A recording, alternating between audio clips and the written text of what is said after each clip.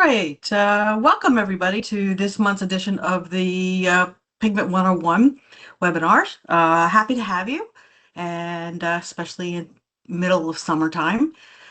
So we'll go ahead and get started.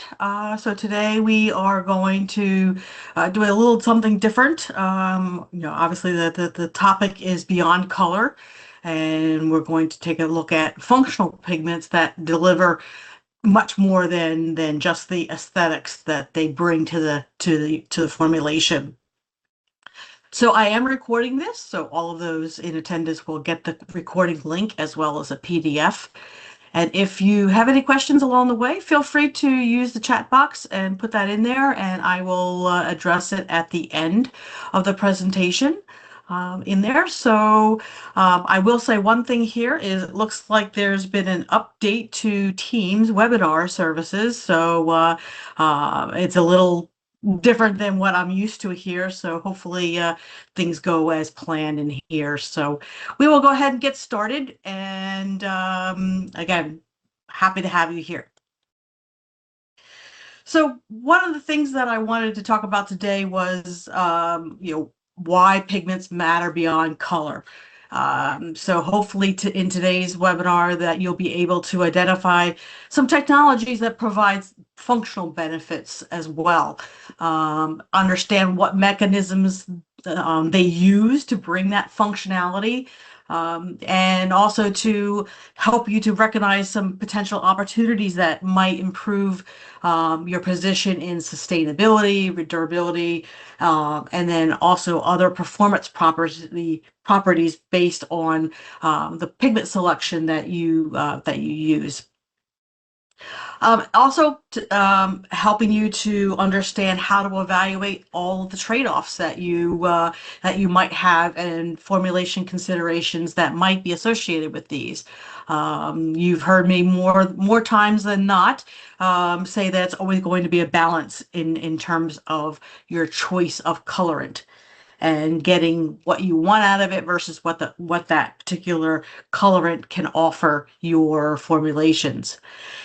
And then, also to be able to apply some of the things that you might learn today to create some differentiated products in your system, or to solve additional customer challenges that you might face in your everyday world in there. So it's a wide variety of topics and colorants in the presentation. So I jammed a lot in here. There's much more that I came up with that I could add in here. So maybe I'll do a part 2 on this particular topic in the future. Anyway, we'll go ahead and get started. So typical traditional is we really are focusing on color, strength, opacity, and cost. Those don't go away. They're just they're going to be added on to in today's emerging market demands. Taking a look at how we can include more sustainability into our formulations. Energy efficiency is always key these days. Durability and regulatory never goes away. It only gets more complicated as time goes on. All of these areas really do focus on the evolution of functional pigments. And by evolution, it's not so much that new things are being created, although they are in some cases. It's more the recognition of the types of properties that a pigment can bring beyond just the color. They can also add functionality that is important in there. So it's discovering what else a colorant can bring besides color. I've used this slide in the past in here, but it's really good to remember and to remind ourselves that a pigment is only technically valuable if it performs in the way that it was intended to and required for that particular application. And every market is going to be unique in what it needs. Within each market, the formulation demands are going to be unique to that particular very end customer. Functionality is defined by different people. It can be, and it's going to, depending on your industry that you're looking for, who's asking the question. So it's really a good idea to understand what exactly are you looking for when you're asked for a more functional colorant. But it really does come down to the true cost of the raw material in context of the total formulation. And so you heard me use the phrase cost in use before, and I'll come back to that one again. It's really the importance of that particular raw material, what you get out of it, and what it provides your product to your end customer. That's really the true cost of that raw material. So these are types of areas where working with pigment suppliers and manufacturers who know their products and their chemistries very well, and they understand how to fit them with your formulations as well. So it's very a good idea to be able to have that three-pronged approach between the formulator, pigment manufacturer, and a designer, perhaps, to be able to make the most out of the selection process. So the first area is something that certainly we know in the industry is the IR reflective pigments and keeping surfaces cooler. So this is not a new topic, and understanding it is not new. I think what attracted me to this particular topic is just a better understanding of the real impact that you can get from using these types of pigments into your formulation in there. Not only does it reduce the surface temperatures, there's a safety thing in there in terms of, you don't want to burn your hands on a railing or, generate extra heat and energy depletion in tennis courts, for example. Of course, in your homes, trying to conserve energy and conserve the heat cooling application there area. So we see these in a lot of different areas. Some areas that you might not think of in here, and so I have some examples to show here as well. So total solar reflectance is TSR, percent TSR is a value that we use in this type of a clarification, but it's important to understand how to use it in your formulation. So just a little bit about solar reflectance. When something is exposed to sunlight, three things can happen. It either can be the energy can be transmitted, it can be reflected, or it can be absorbed. And it's the absorption that we are attacking when we're using these IR reflective pigments in here. So when it's absorbed, it's converted to heat. The surface temperature rises. Depending on the object itself, it can be transferred to the entire object. Convection can happen if it's a more hollow of an object, so the interior of the object can be heated up in here. So the goal here is to reflect a portion of that solar energy so that we can reduce demand for cooling, reduce the damage of the actual substrate in of itself. And then, of course, there's always that comfort and safety concerns when we're talking about surface temperatures. This is just a picture of the sun's energy and where it fits in terms of the wavelength. What we see with our eyes is in the visible area. That's about 40% of the sun's energy in here. So it's a narrow span between 400 to 700 nanometers. But the majority of the energy is in that near IR range, and that's where we're trying to address with these types of pigments.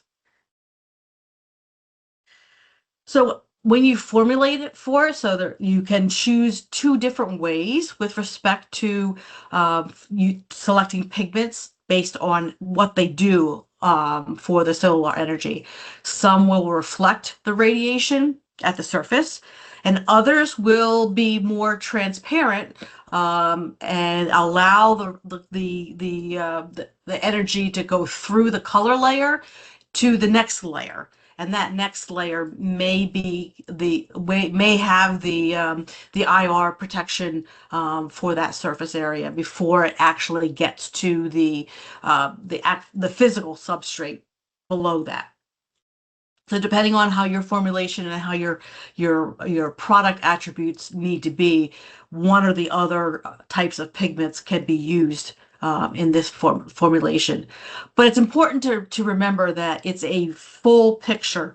The substrate itself, the pigments that are in your formulation, how much pigment is in there, film thickness, they all have to be considered as part of the formulation and as part of the total reflectance that you're going to get with these types of pigments.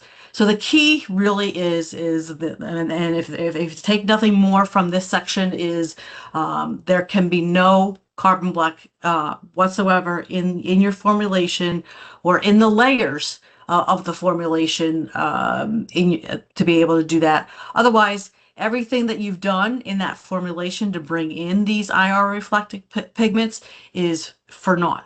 Take that little bit of carbon black that you might use for shading a white, for example, is all taken away by that carbon black. Surface temperature. I talked about surface temperature and providing a more comfortable level of temperature. That is phrased as a heat buildup or HBU in there. It is related to the TSR. It's just inversely proportional. So depending on how what you're formulating for, you use a different terminology, and the number that you receive that you shoot for is just different looking in here, but they're both related, just inversely proportional. Again, that carbon black is it will be the death of your heat reflecting surfaces. Just some examples of TSR that are based off of the chemistry. So the baseline for this type of property is pure TiO2, and that's going to have about an 85% total solar reflectance value in here. That's the top level that you can reach in here. Everything that you add to TiO2 will then lower that, and it's a easy calculation to do based on percentage of the pigment in here. Very linear in terms of the formulation calculation.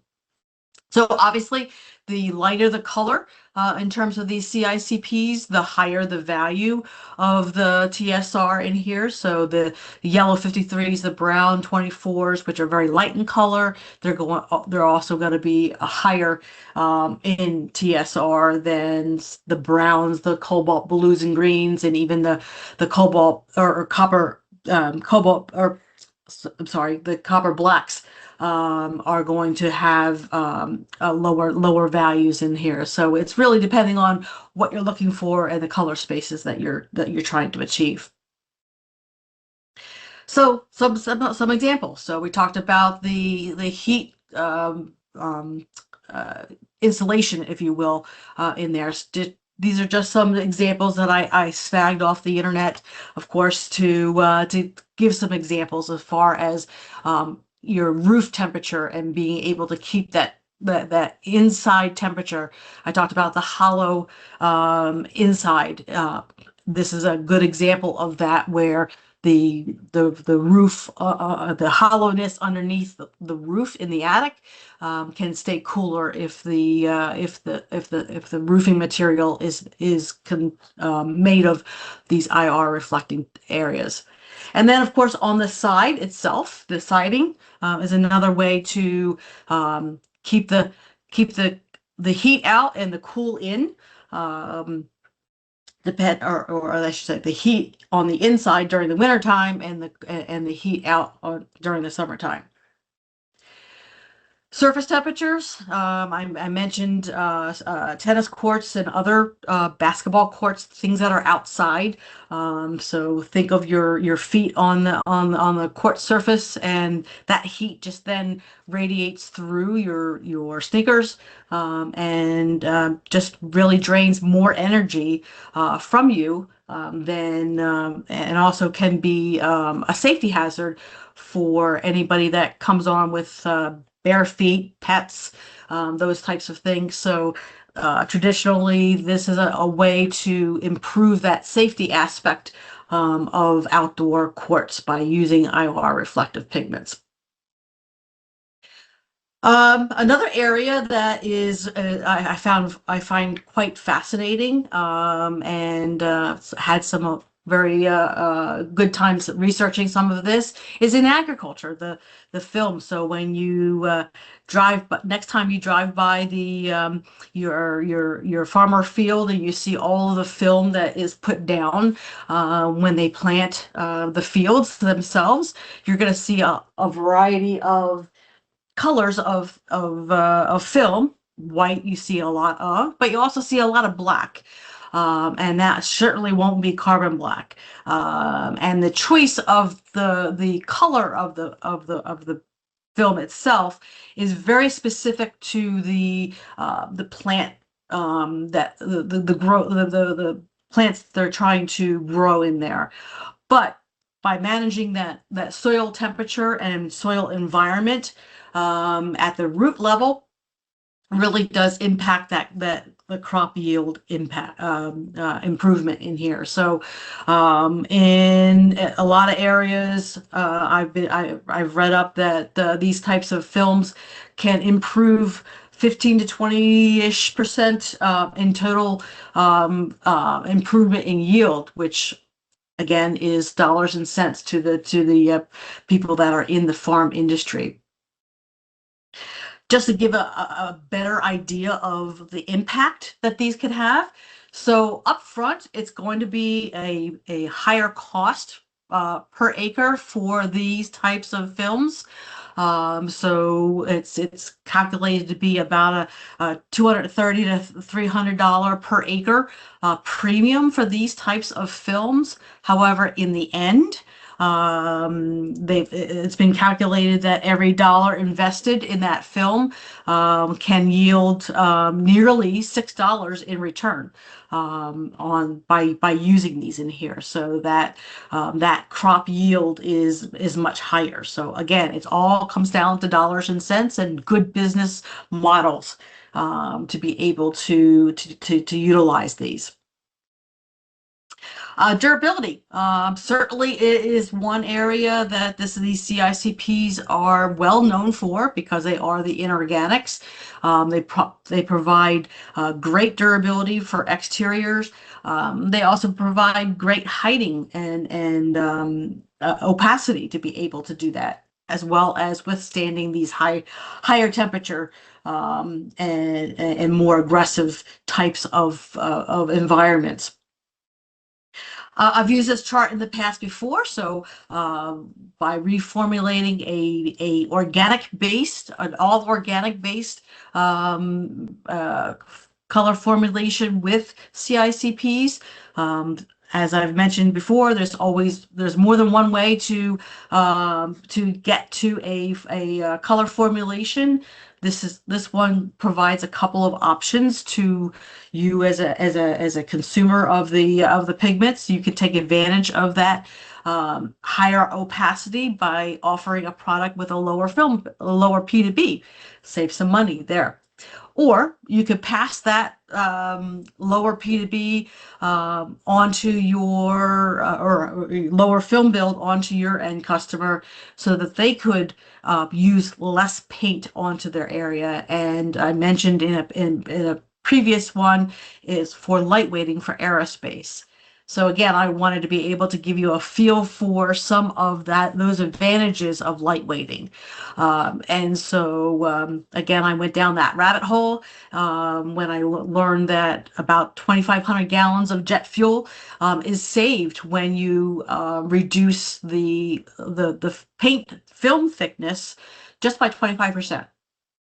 And of course, fuel equals dollars, and that is you know, big deal when it comes to all of the um, planes in a fleet of for an airline.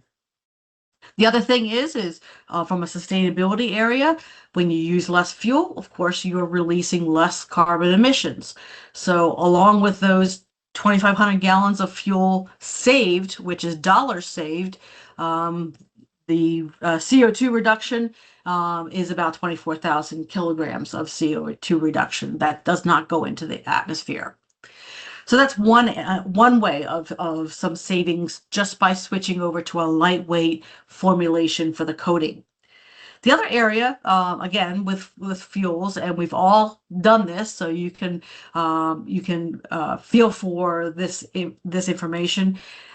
A plane spends a lot of time at the gate in there. And so calculations have been done that an additional 2,200 gallons of fuel can be saved by using these types of um, formulations in the savings for running the air conditionings on that plane in there. So when the plane is on the tarmac at the gate, it spends a lot of hours over its lifetime in there, and so it's been calculated that it you can have a savings of about nearly 2 pounds an hour of fuel just by using these lightweight IR reflecting pigment formulations. Again, less fuel is more savings in there. So it's calculated that it's about 320 gallons per plane over its lifetime in a year for that one. So again, it's all comes down to business decisions and what's best for the business to be able to do that. So recyclability, staying on the theme of sustainability, the biggest area from a plastics recyclability is when there's carbon black in the system. So think of all of your takeout containers that are black. It's those areas that make it very difficult for any kind of recyclability because the sorting technology that is used, that NIR sorting technology, it can't see carbon black, so it can't identify the type of polymer that is that particular article is.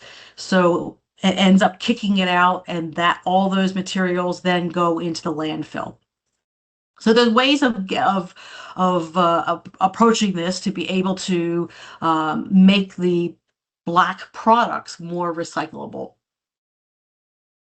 As I mentioned, the technology that's used, it can't see the type of polymer it is when it goes through the sorting processes. All of these meters identify what type of plastic the article is and sorts it accordingly, regardless of the color. But when there is a heavy load of carbon black in there, it can't identify the polymer. So it sends it into the unknown pile, and then that gets sent to landfills. So again, that nasty carbon black, don't get me wrong. Carbon black is a great pigment. I'm not discounting it in any way, but it has its place. And when you're trying to recycle plastics, carbon black is not the place for it. Now, if you can replace that carbon black with other technologies and other product offerings, then you allow for that identification. So you avoid landfill disposal of these products, and your recyclability is much more efficient. So how do we do it? We have a number of different ways at Sudarshan to be able to do that. A couple of dyes and pigment options to be able to meet those sorting needs in there. Optical brighteners, kind of shifting gears from black to more white. These are well known in the industry to get a perceived whiter look to the eyes in here. It works by UV absorption and then emitting more of a bluer light in as the emission is in there. A lot of different areas. Primarily, there is used in with TiO2 to brighten that one, so that you reduce the amount of TiO2 demand, as well as provide that perceived whiteness. Other areas in terms of plastics. So talked about recycling of plastics. It helps to improve the color, the perceived color of recycled plastic. But there are other ways and other areas that they can be beneficial as well.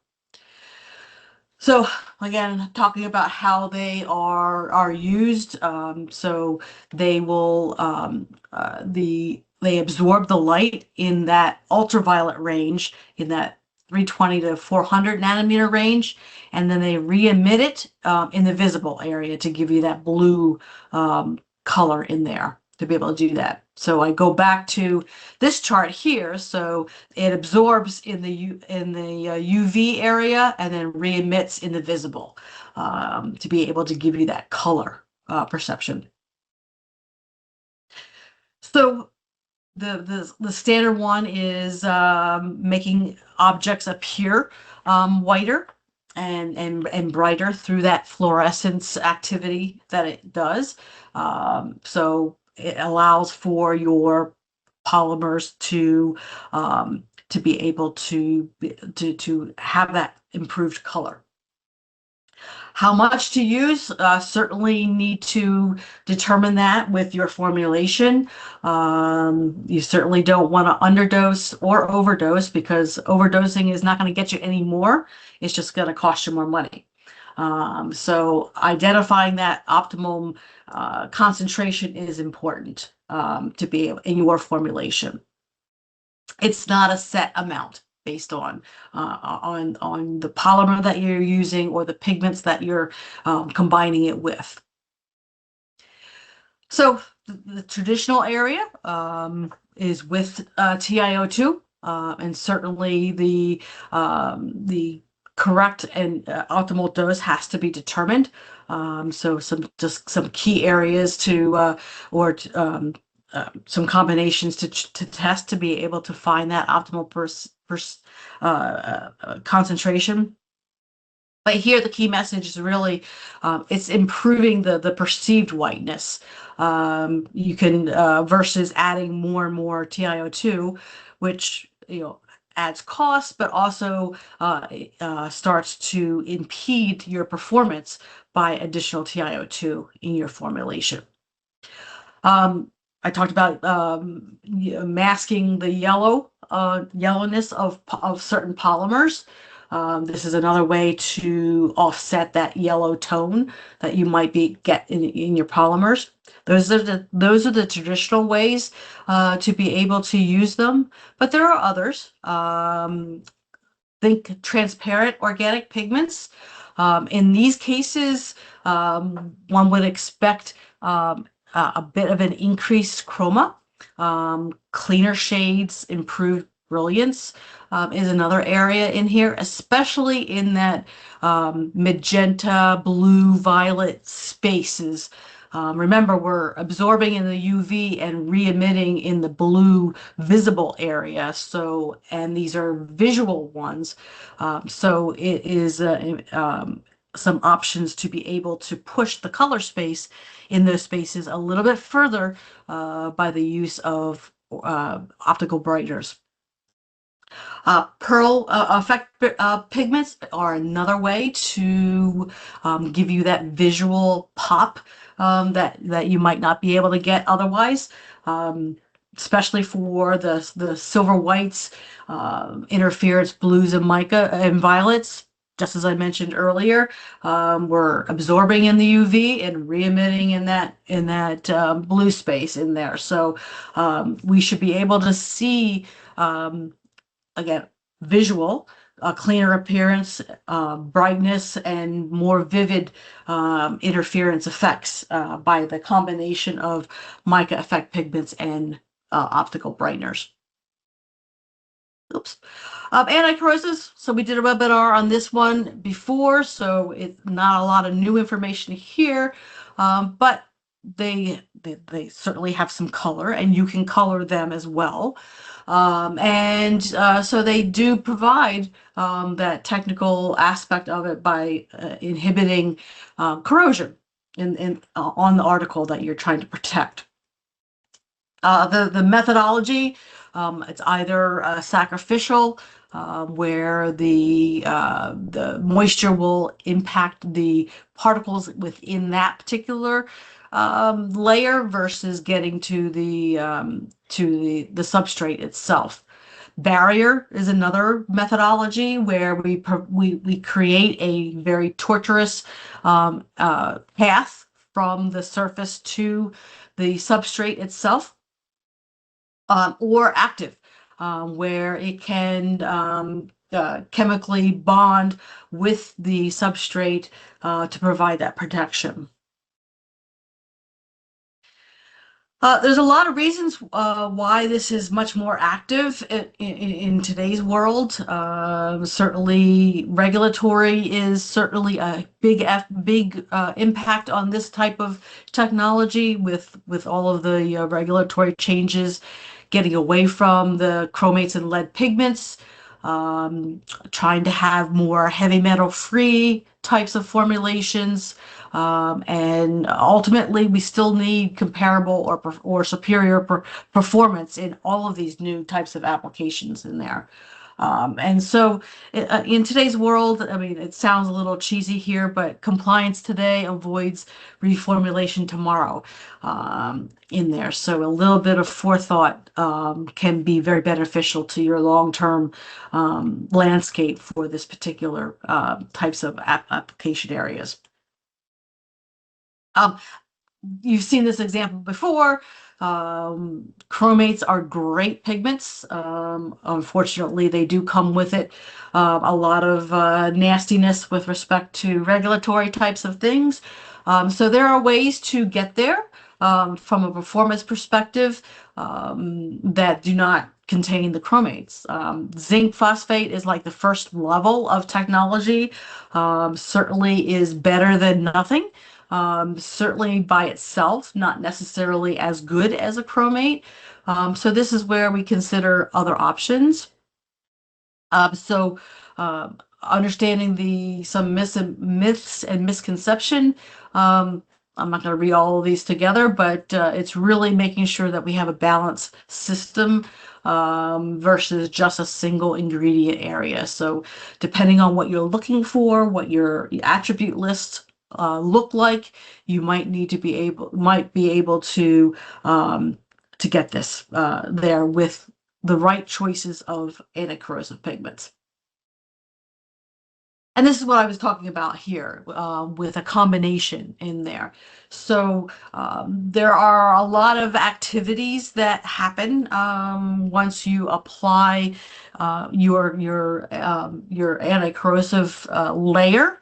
There's and versus time in here. So consider a combination of 2 or 3 types of products that work in different ways. The earliest one is typically what we call a flash rust inhibitor. That's going to take care of all of that very initial rust that you might see in there, and then that will go away in its own rate. And then an organic inhibitor can come into play to fill that gap. between the initial flash rust inhibitor and the more long-term phosphate-based type of a pigment in there. So depending on, again, what you're looking for in your attributes, there are options to be able to have these types of protections across the time period that you're looking for. Mica effects, we spoke about them a little bit with the mica with the optical brighteners, but they themselves offer not only the aesthetics, but also a number of different functional areas. So they do offer some barrier protection properties because they are platelets. And so when they align properly in the formulation, they can also offer that tortuous path for moisture getting through to the surface. UV shielding based on the products or the metal oxides that are there, as well as some can be further enhanced with treatments. These are used in all types of applications in there. So the mica effect pigments really are a way to push the color boundaries to bigger and bolder areas that the current pigment base cannot do by itself. Oops. There's a lot of reasons why they're there. In the end, your end customer wants somebody to pick something up off the shelf and buy it. So our goal here is to catch the attention of that paying customer to pick up the bottle or pick out the car off the lot. And everything in between. That's the aesthetics that the micas bring. And then beyond that, it is the other functional properties that only add to that particular formulation. So seemingly simple, but complex. There are many ways to alter the effect and the properties of a mica effect pigment, and it's all by layering the base platelet of mica. And that mica can be natural mica, which the majority are. They can be synthetic, number of different options there as well. And then depending on how thick or that is, the particle size and what distribution, all of those lie into the physical aesthetics and sparkle of the mica itself. Then the layering comes into play. The choices that you select for the metal oxides and other pigments and the thickness and the layering can make a big difference in terms of the ultimate color of that particular pigment. And then finally, at the very end, there's the choice of additional weather treatment. And again, choices are the key here, as you can tell by this slide, that we have choices of what chemistry to use, how much to use. And then there's always, just like on the metal oxide type, we could potentially do additional layers as well for that aspect of it. So the layering impact and all the choices that we have allow us to be very specific and precise in how we develop these pigments. Mica size always defines how much sparkle you'll get, how much brightness it will bring to you, as well as the coverage in there, as these examples in the silver area show you. The very finest, the 1 to 15 micron, is a much more traditional pearlescent look to it, very low sparkle, but very high hide. All the way up to the more glitter type in the 200 range, that gives you much more visible sparkle. But because there are bigger particles, less of them in the equal amount, its opacity is not as great. Dry pigment preparations. This is one area that kind of is not considered as widely as it could be, primarily because we think of pigment as just the pigment. But there are ways to combine pigments with into a dry preparation, similar to the liquid, so it's less low dusting, it improves dispersion time, and also provides some additional benefits in terms of variability. It's cleaner and can be used in a lot of different areas. So just have a few examples of the types of dry pigments. They're used in all kinds of areas. So I'm not going to spend a lot of time there. Um, some examples in the Sudarshan portfolio, we have the Huicoplast, which is a PVC-based powder granule that is typically used for shading of standard white colors in there. These are lower pigment level types of areas to be able to give you good good reliable addition to that so that you get reproducible in your shading of white colors. The Huicoplast EZ, a similar type of area where we're making flushed pigments for plastic colorations. These are higher pigment loading areas, and again, they're the granules and flushed pigments, so they're low dusting, ease of dispersion in there, so that ultimately being able to get the most out of your pigment itself during the dispersion process is the key here. Since plastic dispersion process, the energy and the residence time is very short. Hostaprint are another area used as in for vinyl. The carriers of vinyl chloride to be able to use with PVC.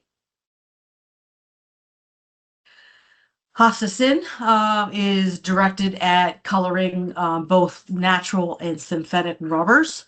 So the granule itself is very much like the end plastic in there to be able, again, dust free, ease of dispersion in that process. So in the end, I mentioned this at the very beginning as well, that these are emerging functional technologies. I like to say that they're being relooked at in a different light in there. So they've always been there. They're just now being evaluated differently based on what they can offer in there. Certainly, there's a lot of market drivers for this in terms of ESG initiatives, creating circular economies. And of course, we can't always forget the regulatory pressures that we have in our industries to be able to guide us to long-term good options for our customers. So some key takeaways. Certainly pigments provide the color. There's no doubt about that. But they can also offer other things that you can take advantage of and you can use as differentiators with your products. They can provide those additional performance areas that you might not be able to get otherwise. And of course, sustainability is a potential there that you can take advantage of in your reporting processes. But always the proper pigment selection is important to be able to address and solve some of the challenges you might have, as well as identifying areas for differentiation. We'll continue to be able to innovate where possible because we always want to be able to continue that advancements of these types of materials and different ways of using them in formulations to take advantage of what they have to offer. So at this point, I'd like to take any types of questions that you might have along the way. The chat box here, see if there's any questions that people have.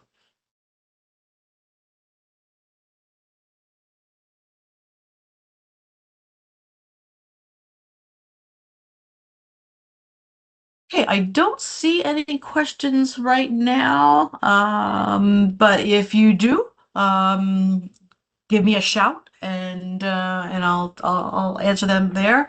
If you want any more information on any of the that I've provided here, maybe you're interested in a deeper dive in something like that, I can share that as well in there. But again, I thank you for joining us, and I hope you have a great rest of your day.